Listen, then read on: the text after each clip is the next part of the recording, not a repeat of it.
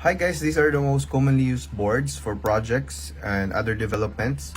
We have here the mini node MCU for specific pins only. I've used this for the face shield. This one is Arduino Nano with limited pins. Also, you can already build projects such as automatic trash can. We also have here the most common one is the Arduino Uno board. Arduino Uno board has 13 digital pins and 6 analog pins for projects that you want. Of course, if you want more sensors, more connections, we also have here the Arduino Mega. So for projects that are larger compared to the board used like Arduino Uno. We also have here Internet of Things or IoT boards.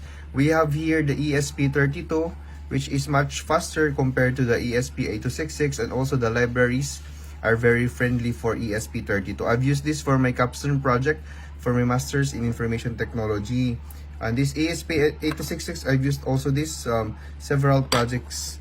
And now we have the ESP32 cam. So it's already an ESP32, it's just that it has a camera, so you can access your camera via your cell phone. Also, we have here the Raspberry Pi, which is already a computer. You can run here Windows, Linux. Also, if you want Bitcoin mining, you can actually use this one.